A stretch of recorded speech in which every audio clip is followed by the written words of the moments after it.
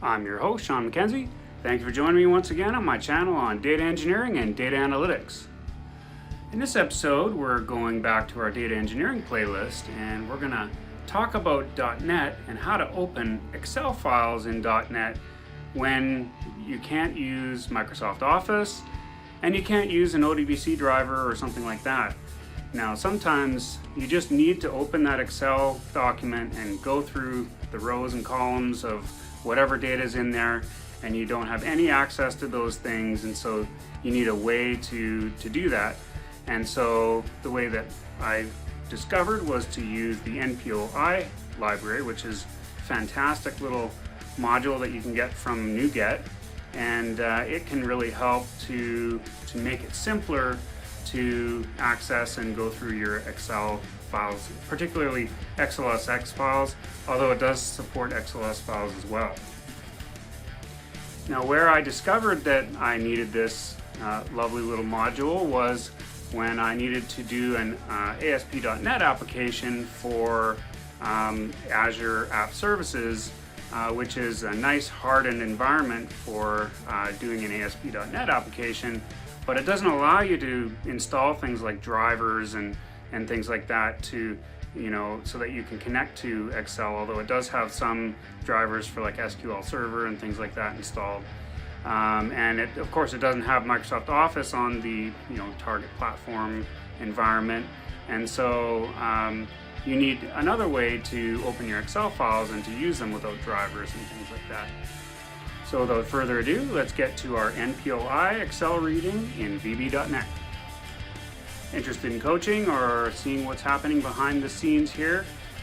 Make sure you check out my Patreon page. The link is in the description below. Okay, so for today's episode, this is a VB.NET console application, and we're using .NET Framework 4.7.2, although I'm sure you can use this in .NET Core as well. And I'm just going to show this simple console application. If you you do that, put in a console write line. Oh, I guess we should stop it before it disappears again. When we hit F5, that's going to pop open our console window, and as you can see, there's Hello World, and that's sort of how this little console application works. You can get it in your new project templates when you start Visual Studio. So what I'm going to do here is I'm going to go to the project menu, and I go to manage NuGet packages, and I'm going to basically look for the NPOI library, and as you can see, that one's got 11 million downloads, and it's quite popular. So we'll click on that, we'll choose install, and we'll put that into our project here, and that's going to give us the library that we're looking for. It's going to ask you to install some other stuff, which you need to put in as well, and you can say yes to that. And then once you've got that, you've got your NPOI. There's a bunch of other ones in there, so make sure that you choose the right one. And you might use one of the other ones for different projects that you might have, but this is the sort of main one. So we'll go ahead, we're going to delete our console write lines there, and then we can get started. And what I'll do is, first of all, I'll just make a string for my file. I'll call it str file, and that's going to give us our string. And I guess I'll call our Excel file. Well, our Excel file is called test file, I think, in there, and it's an XLSX file. So note that that's the most, from what I understand, the easiest one for NPOI to work with because it's in XML, and I can open it here. What I'll do is I'll pull this up, and you can see this is an Excel file. It's got some fictional working data in it for consulting, for arcade companies and Acme and Robust Systems, and you can see that there's some number columns and some and you can see there's a few alphanumeric columns, and so that's going to factor in a little bit later as we read the Excel file, because NPOI does sort of it does look for either numeric columns or text columns, and so we got to watch out for that.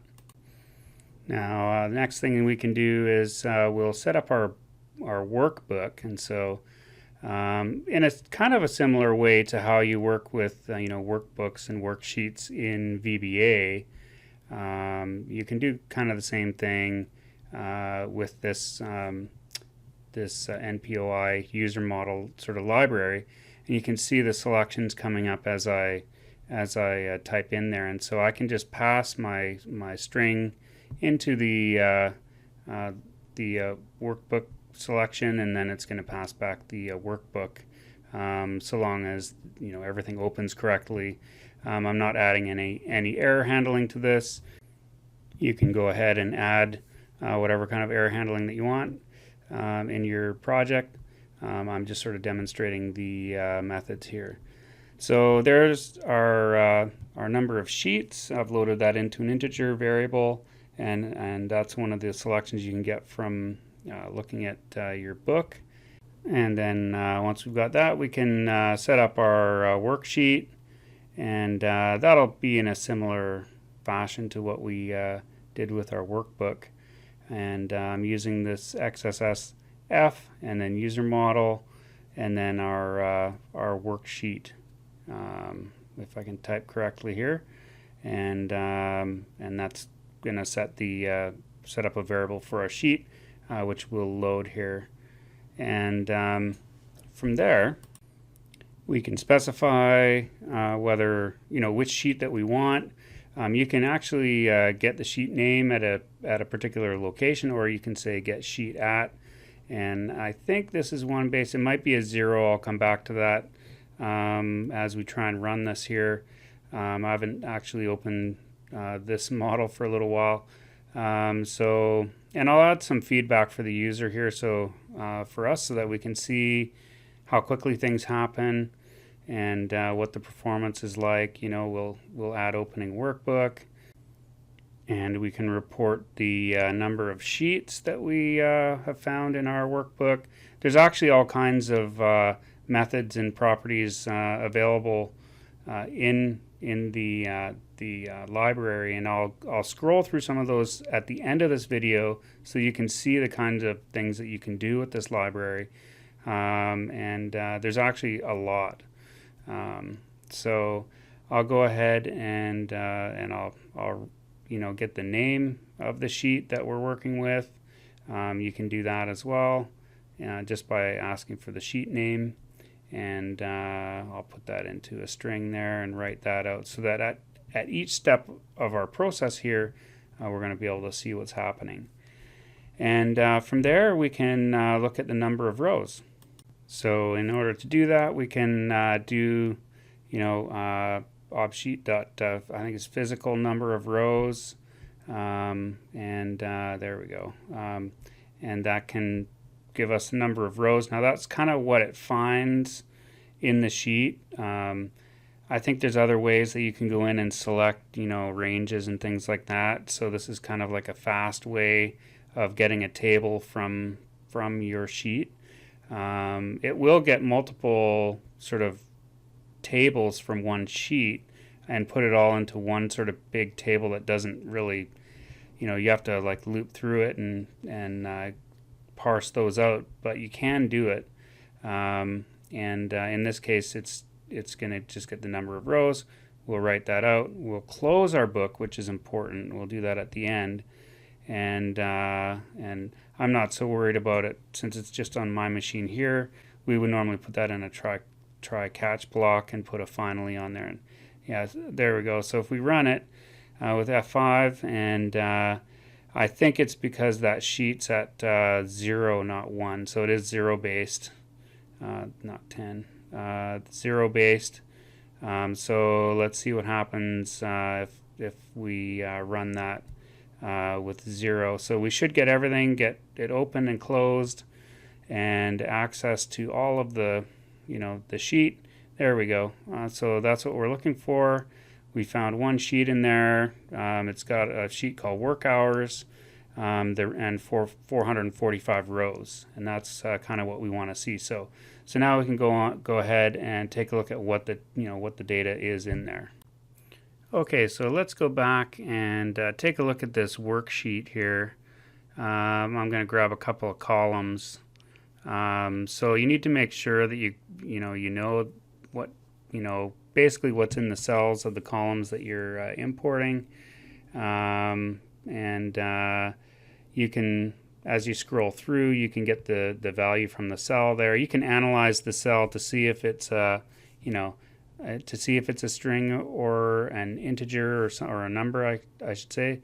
But in this case, we'll just say that we know the first and second column. The first one's a number, and the second one is it's a string. So first things first, we'll grab a row object and we'll sort of populate that as we go through a loop. And what we can do is sort of evaluate our each row as we go through, and we can grab a value. We'll grab a double. We'll just stuff the number into a double for now, just for demonstration, and we'll create a string value for our string, and we'll create a line string so that we can give an output. And of those two values, I suppose the first and second columns as we sort of loop through, and then we can go, for this row, for int rows equal to 0 to int rows, and we'll create a for next loop in order to do that. And from there we can go, set our row object equal to the worksheet, and then the rows, the row number, which is a nice way of sort of looping through, and that's going to help us to populate and get some feedback here. I guess we'll need to add a cell object as well, because we want to sort of see what's in each of the cells on each row, and we can do that by creating a cell object in the same fashion that we did with the other objects. And as we loop through, we'll say that our cell is equal to the 0 cell, which is the leftmost column, and we'll say that the value. Now this is where it gets tricky. In this case, we'll say our value is equal to numeric cell value, because we know that it's probably a number in there, and we'll say that then we'll change the sort of the range, and we'll say that it's equal to the first, which is get cell 1, which is the second column, and we'll populate our string value, because we know that column is text values, and that'll sort of help us to get the values from there. And then we'll sort of create a string, our line string, just to grab those two columns, and we'll just put those together and output them. So we'll do a console.writeLine, and we'll just output the line.